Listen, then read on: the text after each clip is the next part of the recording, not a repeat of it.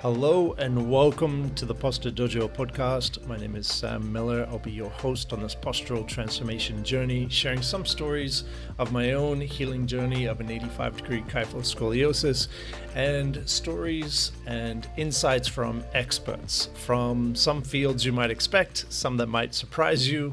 Today, I'm excited to have Nacole Bradley, Dr. Nacole Bradley, a Schroth Specialized Physiotherapist based out of Tennessee. Nacole, welcome to the Posture Dojo. Thank you, Sam, for having me. How did you end up with this very specific and helpful specialization? It started with diagnosing my neighbor's children with scoliosis, and I sent them to a local pediatric spine specialist who recommended the Schroth method. But they had a considerable drive in order to get to someone who was certified in Schroth. So the mother brought me the book, the original yellow book written by Schroth, and she said, "Can you teach my children this?" And I took a look at the book and I said, "Absolutely not. I've never seen anything like this. And I've been a physical therapist for 15 years and I've never seen anything like this. But let me keep the book and take a look at it." It was fascinating. The Schroth method fascinated me. I did not fully understand it, but it was the first thing that I had seen that I felt like truly could help scoliosis. I started researching the method, reached out to the orthopedic spine surgeon at the big hospital system, Le Bonheur. He was also president of the Pediatric Association on Spine for North America. And I said, "Tell me about this method that you're recommending."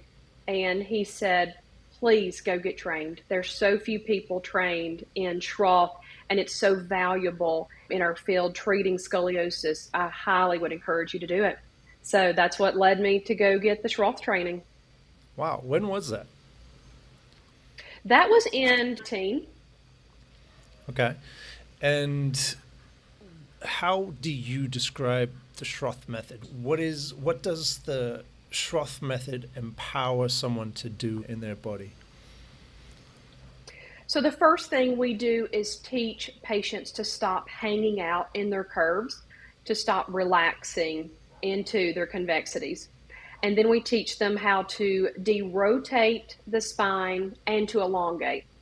What most medical professionals, what I did not know as a physical therapist in my training prior to Schroth, was the truly three-dimensional aspect of scoliosis, with the vertebrae gliding to the side away from midline, rotating into the convexity, and then moving posteriorly. So we start there with teaching the patient about their scoliosis, helping them understand their spinal structure, how that has changed because of the scoliosis, and then how to derotate, elongate out of the curve. And then once they've learned to do that, then they can strengthen. And now their muscles are strengthening in a more optimal posture. When we have these compromises in our structure and we're told that, wait, there's a way I can breathe into alignment, I think some of the big leap in imagination is understanding that, okay, your breaths, you can breathe temporarily into a position, but how do you kind of repattern that, or how do you cement in that new aligned posture using this method? Yes, breathing is also another key component of the Schroth method. Once they learn to derotate and elongate, then we start to work on the scoliosis-specific breath work that they need. And we do that a couple of different ways. First of all, on the concave side of the curve, the ribs are compressed together. And I explain it to my patients. It's like a balloon that's never been blown up before. There's a lot of resistance on the concave side of the rib cage for air flowing into that lung, because structurally there's just not as much space. And the rib on the convex side, those ribs are spread apart. That lung has plenty of room to move. So it's like a balloon that's been blown up multiple times. You can blow air into it freely. So I have them imagine that the air is flowing to the path of least resistance into that convex side, And now we want to visualize pushing that air. It requires a lot of mental effort, but pushing that air into that concave side. And when I'm working with them in person, I'm using tactile feedback. So I have my hands placed on the concave side, and I'm doing stroking and tapping, and then applying pressure to help them.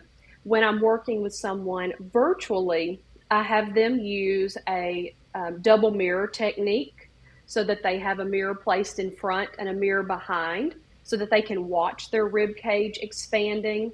And I also have them place their hand, or get someone to help them place their hand on the concave side when they're breathing.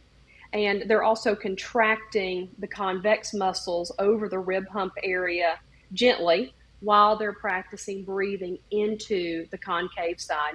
And when the ribs open up from that lung expansion, it draws the spine towards midline. And that's the concave side approach.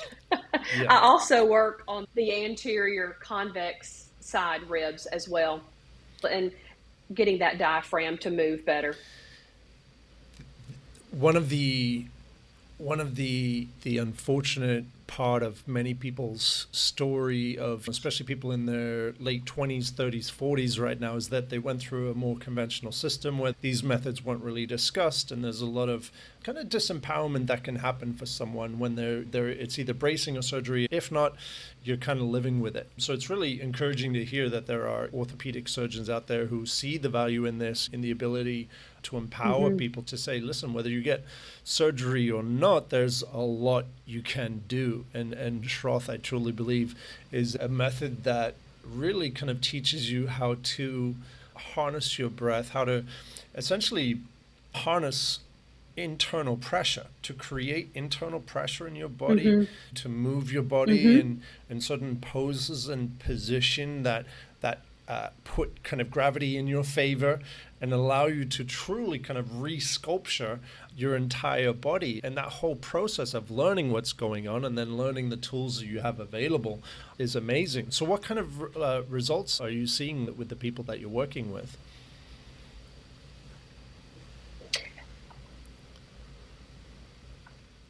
So I treat all age ranges. I usually start about 10 or 11, and the children and teens that I work with, the majority of them have seen a decrease in their curve degree, or they have seen a stop in the progression. In fact, I just recently had an 11-year-old who returned from her 6-month checkup, and she had grown almost 2 inches in 6 months in between seeing her surgeon and having her, or she didn't have surgery, but her orthopedic doctor, and having new x-rays. And she had no change whatsoever in her Cobb angle. And we normally see those big changes in Cobb angle happening during a growth spurt. She had no progression. With adults, we see only a modest improvement in curve angle and the Cobb angle with most adults, especially the older they get, if they're entering their 60s and 70s. But we see pain relief, we see posture improvement and strengthening, and about 95% of the patients that I work with walk away after their 3 months and say, I'm stronger, I have less pain, and the most important thing for me is I feel confident. I feel confident that I have the tools to improve my posture, strengthen my body in a way that is protective and safe for my scoliosis. And I also have knowledge to take into everyday life. So now I know how to unload the dishwasher and how to pick up and carry my child, or to go to the gym. And now I know how to go to the gym and do an exercise at the gym, because I can use the tools that I learned about how to correct my scoliosis and carry that into everyday life. Confidence is such a big one for knowing what to do, but also in life, because I truly believe there's a psychological element that can express itself in our postures quite a bit sometimes. And if we're shy, or we lack confidence, or maybe it's a depression or an emotional kind of protection that's happened? So like a trauma that may have triggered a protection or Mm-hmm. internal bracing.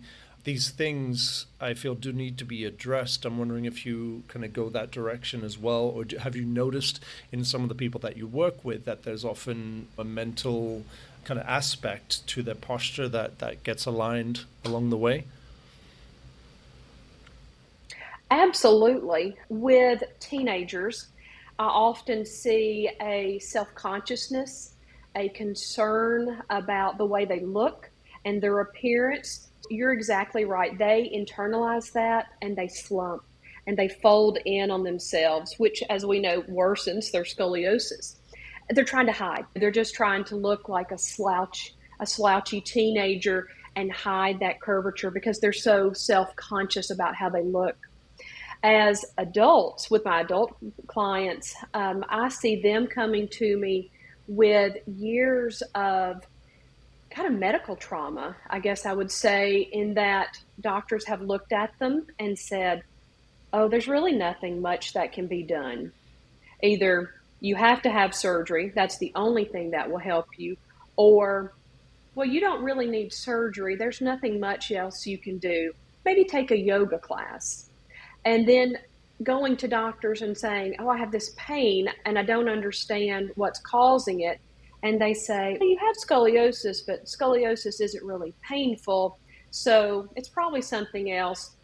Let's send you on to someone else. So there's a lot of medical trauma with being kind of pushed to the side, cast to the side with the medical community, not knowing what to do with scoliosis. So I see tears frequently when I give them hope and I give them something, I have something to offer them that says, you can do this to help yourself, and I understand your scoliosis, and I want to help you to understand it so that you can get better. So yes, there's a lot of emotional trauma or emotional baggage that patients bring with them because they're living with a chronic condition and most medical providers have brushed them off. Having someone like you is so incredibly empowering and helpful and supporting. When I just spoke to someone else, when you're a teenager and you're diagnosed, I went through this as well, and the orthopedic surgeon in my case was like, no, not a candidate, good luck, have a great life, do what you can, which wasn't, it didn't really give me too many ideas. He's really just looking at the cob angle and deciding surgery, and that's really the extent of his kind of Mm-hmm. specialty in that sense. A Schroth trained physiotherapist, I think, is the one of the best next steps that someone could make after having a conversation with the orthopedic surgeon. I'm curious what you're seeing. It sounds like you're taking referrals from orthopedic surgeons.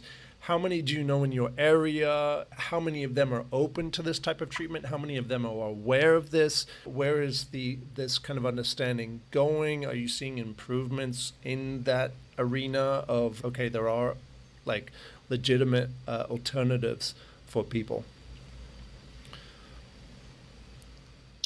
I would say, Sam, in Tennessee, there is still a major block for orthopedic surgeons in referring for scoliosis. The younger surgeons are definitely more open to the idea, and especially if they're not recommending surgery, then they are more open to suggesting alternatives. But very frequently, I'm still having people come to me that say, oh, I've done physical therapy for my scoliosis. It didn't help because it was just kind of generalized, generic. Older surgeons very often will say, oh, I mean, if you think that'll help, you can try it, but we don't really think physical therapy does much for scoliosis. So there is still that mindset, but I'm in a mid-sized medical community with a number of orthopedic surgeons, and there's a couple of spine surgeons that are neurosurgeons here. They are more receptive oftentimes to the Schroth method than the orthopedic surgeons. But in Memphis, the Le Bonheur healthcare system, those surgeons that focus on pediatric spine cases, they are much more proactive in getting their patients additional treatments besides just surgery, looking at bracing, looking at Schroth, and other alternatives. But your general orthopedic surgeon that isn't treating pediatric spine, no, not a lot. So I do a lot of education when I speak to orthos and neuro docs. I do a lot of education there's a local hospital residency program that are family practice MDs and DOs, and I do a lot of education with them, go and speak and educate them. I'm trying to get to the young docs before they get their minds made up about what's available, because the majority of them are going to go into family practice and they're going to be seeing, sometimes they're going to be the first one to see scoliosis in a patient. Someone, I think it was an investor, famously said, show me the incentives and I'll show you the outcome. And I think some of these surgeons are incentivized, or at least like looking for solutions that they can guarantee the result of. If they can show that, listen, I took a Cobbing rule that was 30 degrees and I made it 15 degrees, for them, that's the win, and that's how they get it done. If the solution involves work and effort from the patient, there's obviously a lower chance of success. There's compliance that needs to happen for any type of treatment protocol. Like even Schroth, like it requires either showing up or doing the work. And so when you do that, you're kind of putting your results outside of your hands as the surgeon or as the treatment professional. So I believe that's kind of part of the resistance to go for that, because you can try it, but it's not their results perhaps, or I don't know, it's outside of their hands. It is. How much work does it require? Yes, they are. For a patient? As far as someone, doing Schroth. So I typically will see someone for 3 months.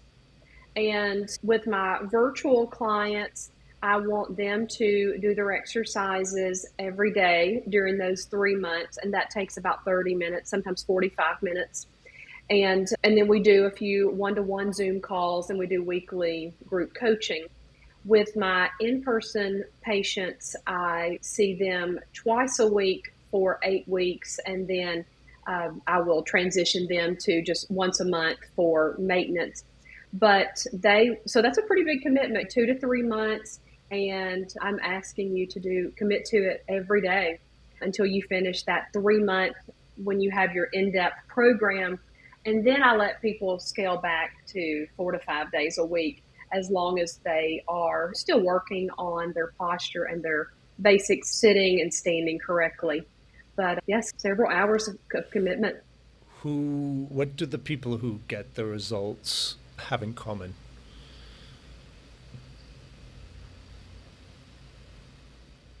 They are intrinsically motivated to help themselves.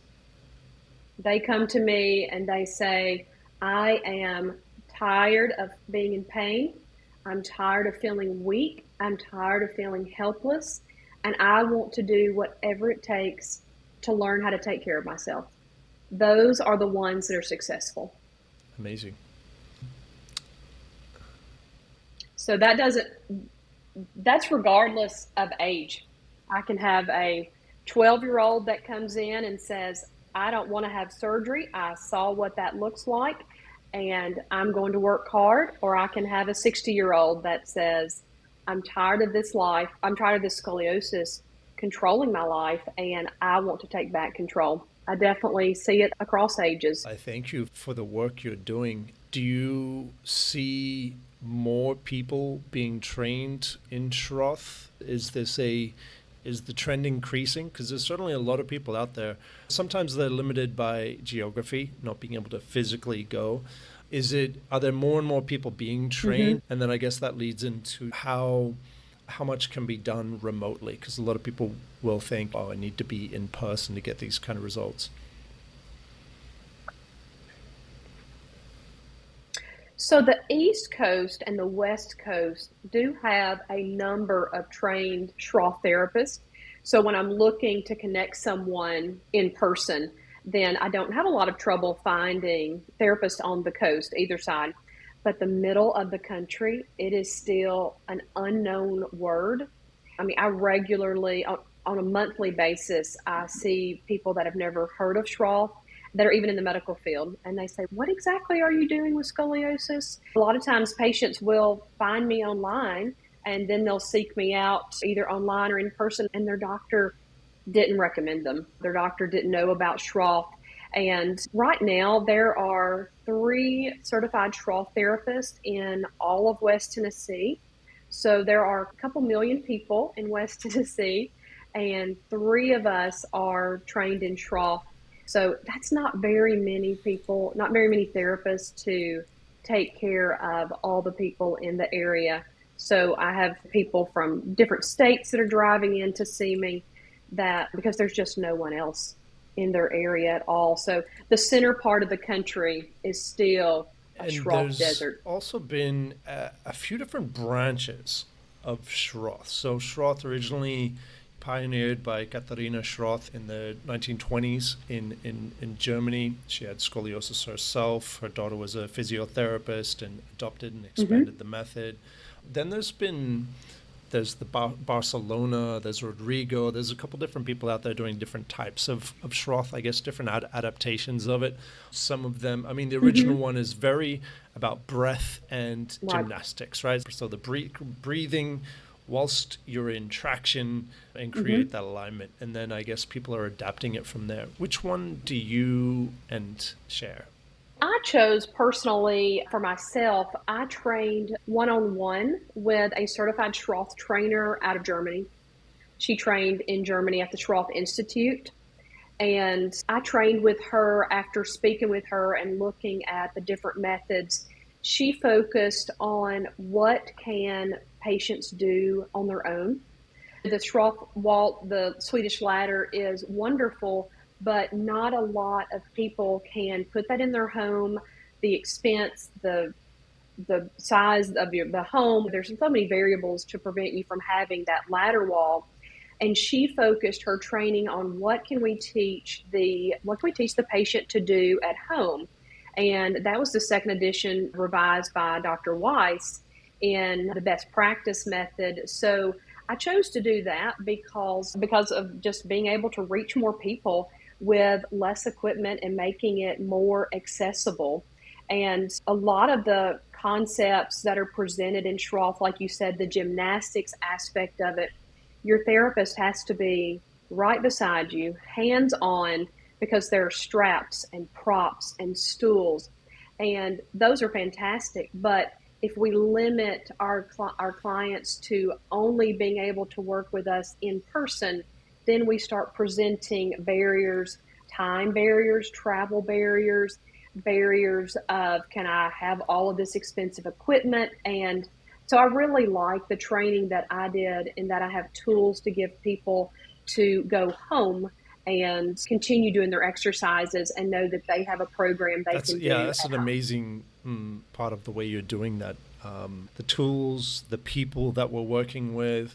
That happens a lot with chiropractic. Yeah, I was doing chiropractic for a while, but I moved or something changed, or when you're dependent on other people and very specific, complicated tools, there's, as you said, more barriers and what I like to call resistance, right? Because resistance can show up in a bunch of different ways. You mentioned we naturally breathe through the path of least resistance, and our body is always looking for the easiest way to do things. And if our structure is compromised, we've got a collapse happening.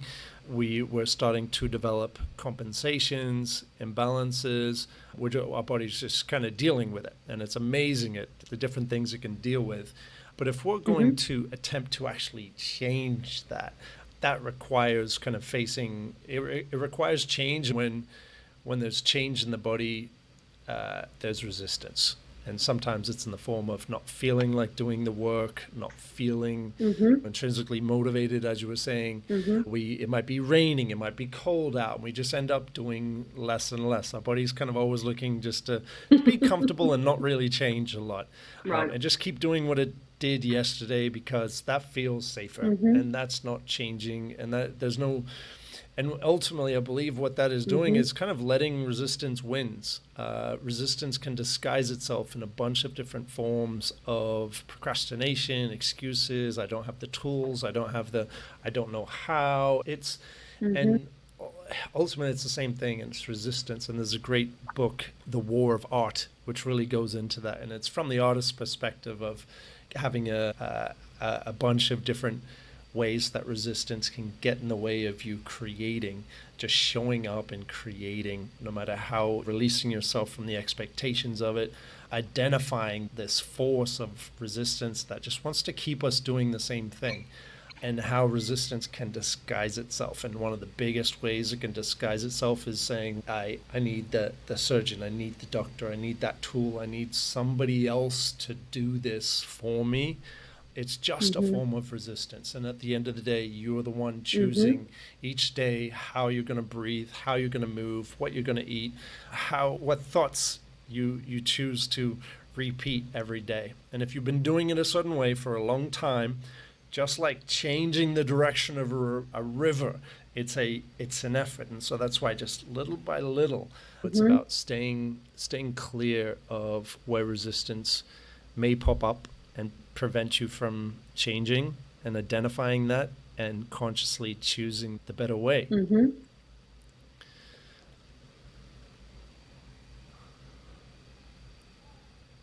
You're right, Sam. Our brains are hardwired for comfort and safety.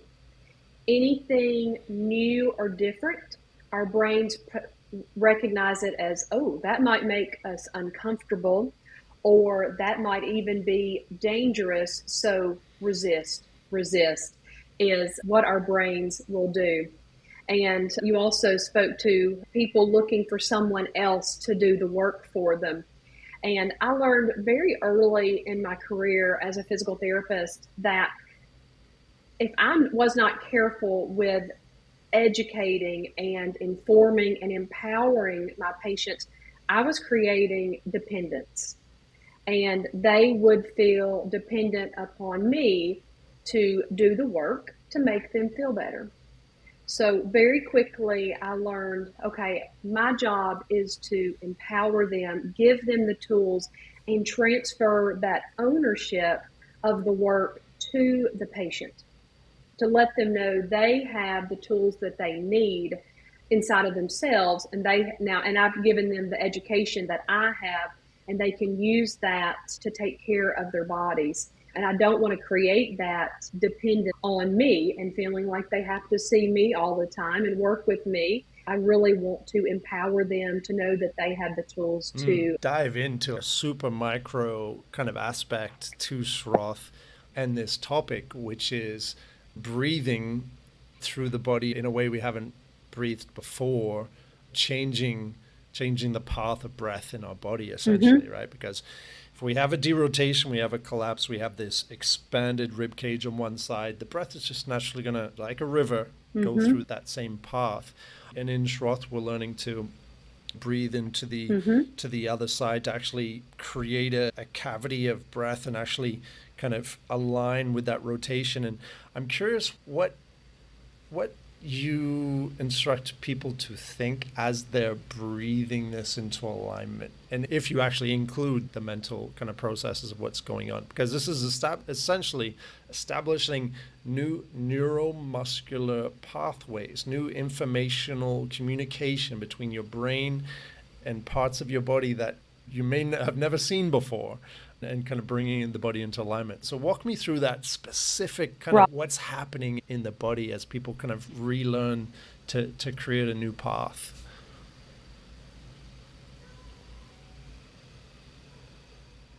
So I have them do visualization. I have them close their eyes, imagine their lungs as those two balloons, the one that's overinflated and the one that's never inflated, and just envision pushing the air into that concave side. And it usually takes them several breaths to figure it out. But once they start to really visualize that, and I tell them, push it with your mind, just push that air into that concave side.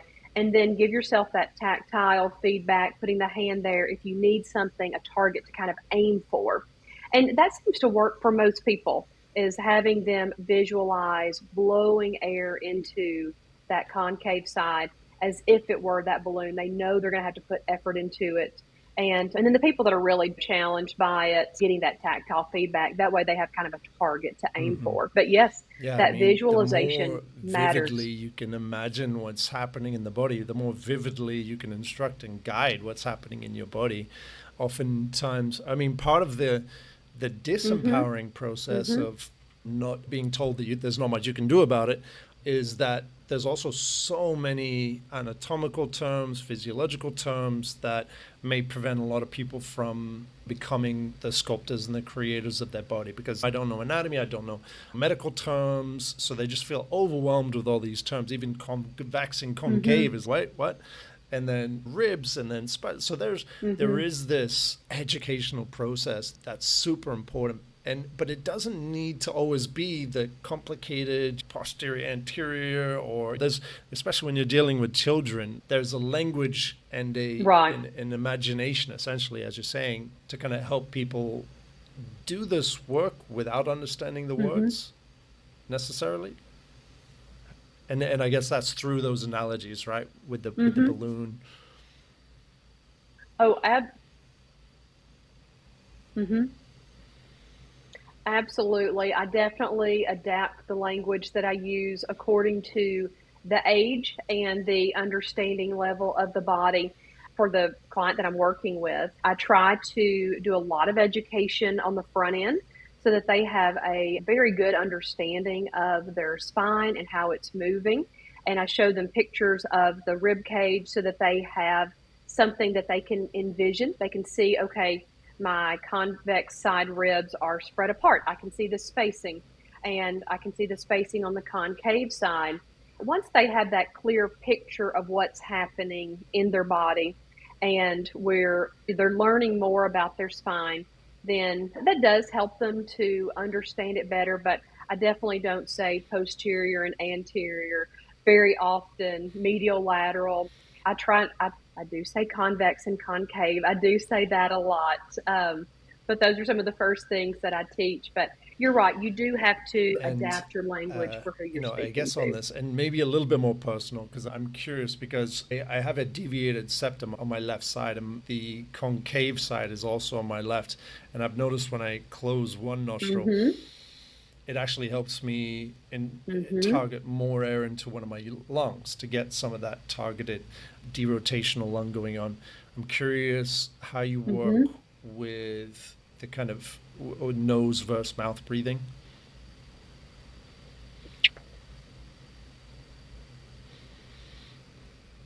So interesting you said that. That's funny that you brought that up because I do, if I notice any asymmetries in the nose, I'll teach them to do a fascial release and open up their nasal cavity and hold that fascia apart, open up the nair, flare that for a couple of minutes before they start working on their breath work.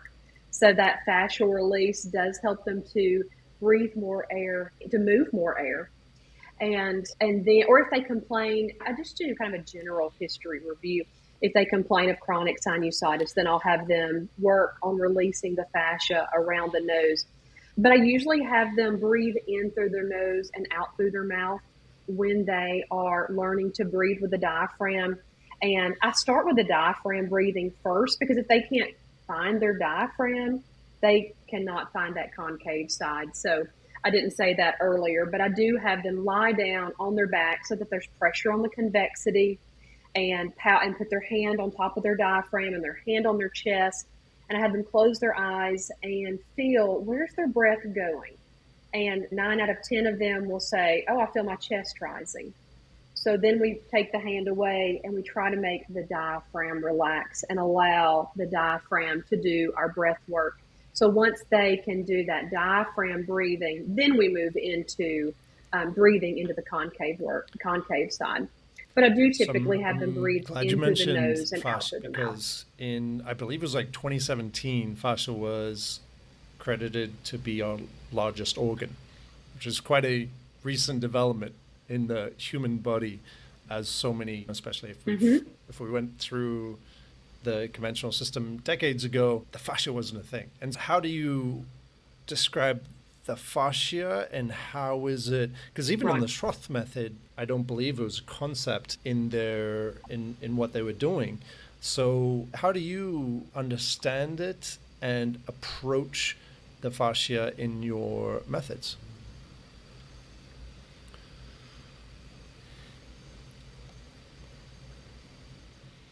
So I teach patients how their scoliosis positions their body. And I show them how, like, their thoracic convexity pushes their shoulder blade forward and lowers the shoulder blade. And then I teach them about the pectoral fascia, that once it is in that shortened position, that it is just going to help hold them in that position with their shoulder protracted and off of the body, so that they're going to have to do slow, prolonged holds to get the fascia to release. I teach everyone scoliosis, just kind of more specific to the person, but generalized, everyone is going to have pectoral fascia stretches, and I'm going to have them holding that for several minutes. They're going to stretch the lumbosacral fascia and stretching the iliopsoas, but holding all of their stretches for 90 seconds, 2 minutes or more to get that release. And most people, after some time, if they're in tune with their body, they'll notice as the muscle releases, as the fascia starts to creep, that they will go deeper into the stretch just passively without actively pushing it. But I do use a unique narrative to describe fascia to a patient. And I think it's because I enjoy cooking. And so I talk to them about connective tissue with, like, when you're cooking a pork loin, you have that silver skin that has to be removed, and that's fascia. So that is a thick connective tissue, and I describe it as enveloping our entire body and holding us together. And it's in between our skin and our muscles, and it lies between different muscles, and it is part of the structural integrity of our body.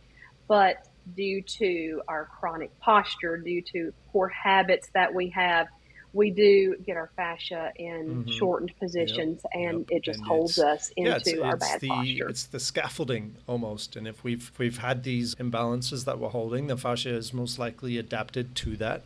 And yes, we can approach it internally with the breath, but if our external scaffolding, or at least more exterior, is kind of holding us in that pattern, it's definitely something that needs to be addressed. I know for sure I've felt great releasing happening, particularly through medicine balls, lacrosse balls, the sub-occipital, the pectoral, even like the gluteal folds, different along the legs or different sides of the legs, just kind of some stretching, but also just more activation, and then also just kind of just working with those balls, allowing those balls to kind of melt through these layers and signal to that layer of fascia that, hey, it's time to restructure here.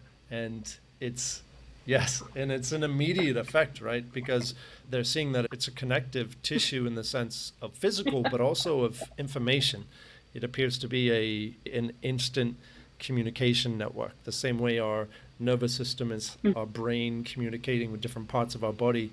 The fascia seems to be an extension of the nervous system at the same time. So a communication network as well as a structural scaffolding of the body.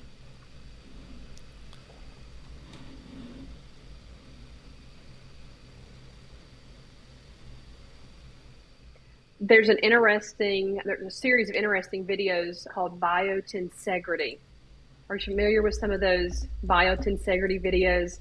Those are fascinating, and they speak to scoliosis and how fascia and the spine, how our entire body system works together as a unit, and how the fascia holds us together. A little over my head, having structural biomechanical engineers talk about biotensegrity in the human body, but it is fascinating to listen and learn. Our muscles are great for movement and mobility, but without the fascia, from my understanding, the body would just clump into a bag of meat and bones in the skin. The fascia is truly the slings, the scaffolding that really kind of hold it all together. Mm-hmm. But yeah, I think when we start giving the time and the space and Mm-hmm. the awareness to go in, and slowly we start melting these kind of layers and tensions in one part of the body, and we feel alignment happen in different areas instantaneously. That's encouraging to Mm-hmm. hear. That's also kind of part of your stuff as well, because I think it's extremely integrated.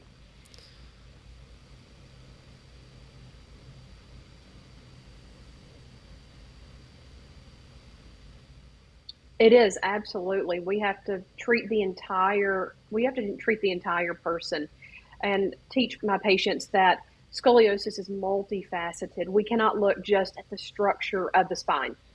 If we treat just the structure of the spine, we've only treated just a little tiny portion of the puzzle. So we have to treat the entire person, Amazing. the muscles, the Yes, well, nervous I'm system, very and the fat encouraged system. to hear someone like yourself, someone who's interacting with these orthopedic surgeons as well, so that they also know that there's a place for people to go. Because I really, that as soon as someone's diagnosed, and sometimes it's a diagnosis of idiopathic, we don't know, having a place to go, having a place, a person that they can go to learn all of these different things that they can do, I think is one of the most kind of profound changes or things that I wish to exist more in the world. So thank you very much for Yes. doing what you're doing. I just wanted to appreciate your And work by bringing these things together. It's not oh, for you're welcome. so thank you. You're welcome. I've enjoyed watching you online, and I've been watching on Instagram for a while, and what you can do with your body, the way you have learned to move it differently, to move out of your kyphosis is very impressive. So I absolutely love what you're doing and what you're teaching as well, and the advocacy that you have for people and teaching Thank them, you. I giving mean, them more it's awareness of what's available to I'm them. not That is formally so trained important. in some of these areas that you are, and I need people like you to be around me to help do it right, because I've done a lot of intuitive work, and I feel my role or my path is empowering people and Hmm. facilitating this strategy to work, and because there is so much you can do, and you can absolutely transform your body, and it can be fun when you have these kind of movement goals, and whether it's a quality of life, a hobby that you want to do, or even if it's like doing a handstand or doing like a muscle up, these kind of more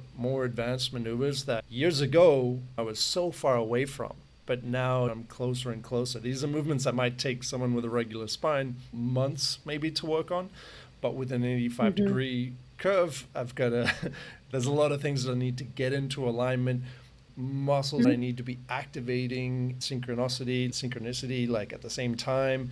There's so many new pathways that I need to build. Sometimes it's restrictions I need to get out of the way first, and these things might take me months to get the mobility in the Right. hips, to get the freedom to actually just balance in that Mm-hmm. new months to kind of build up the strength, and then I'm unfolding and aligning, and Mm-hmm. then all of a sudden I need to rebuild strength for this new alignment. I need to rebuild my balance for this alignment. So it's a curvy path to some of these kind of positions and movements, Right. but it's really enjoyable, and it's having a reason, having a yeah, a giant reason to prioritize wellness.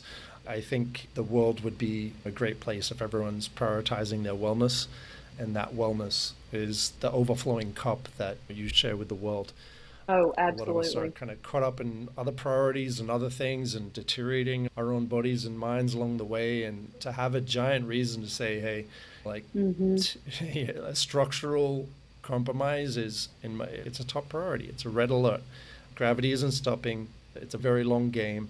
Start doing the work now to take this seriously, to start learning the things you can do, to learn the words you need to know, to build the imagination that empowers you to truly become a creator of your body, that promotes Mm-hmm. a healthy life flow is a good thing. And so now you've got a big reason to do it. So enjoy the process. Yes, you're right. You do have to take that on internally as viewing your body as a sculpture, and you are the sculptor. Where can people find you if they want to work with you in person or online? We'll include the links in the description, but just kind of walk us through what those journeys look like. Okay, on Instagram, I'm at Nacole Bradley _ scoliosis coach. On Facebook, and Scoliosis Health and Wellness with Nacole Bradley. And probably the quickest way to get to me would be through my website, Nacole, and that's with an A, Nacole, NacoleBradleyHealth.co.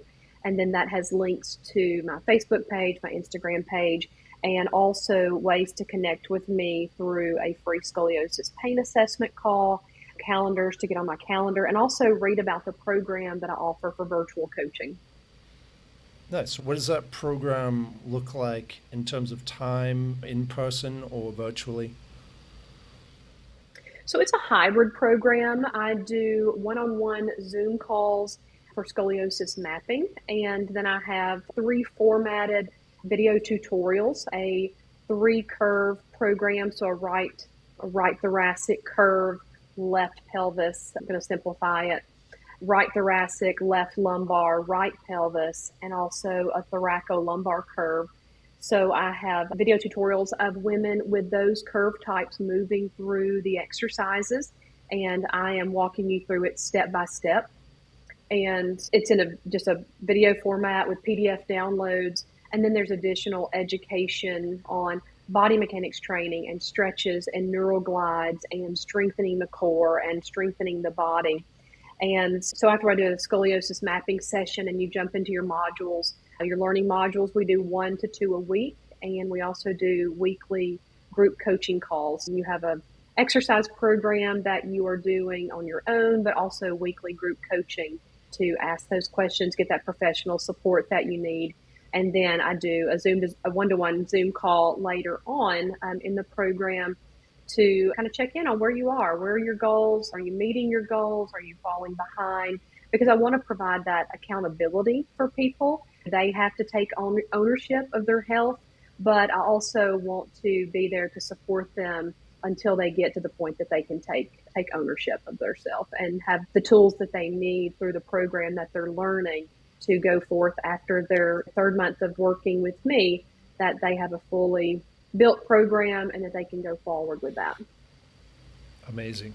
I think that's a world-class approach. The things that you're kind of bringing together, providing it remotely, and then with that accountability, which is most probably everyone's biggest obstacle to overcome, because these methods are out there, these techniques are out there, these skills are out there, and they only work if you do the work. And that I feel is one of the biggest ones, at least in my process, and I know in a lot of other people's, the ability and the consistency of showing up and doing the work. Once you've mastered that, you'll see the results of these techniques, and you'll feel them. You'll feel better and look better. And it's truly about doing them consistently. You're right. And in my training as a health coach, having that accountability, whether it was one-on-one through a professional or with a group, was so key. And so I just combined it both. So we have group accountability. I work with only a small group at a time, and encouraging one another. And then there's the professional support and accountability from myself. Amazing. All right. Thank you, Nacole. Thank you, everyone, for tuning in. You're welcome. We'll see you in the next one.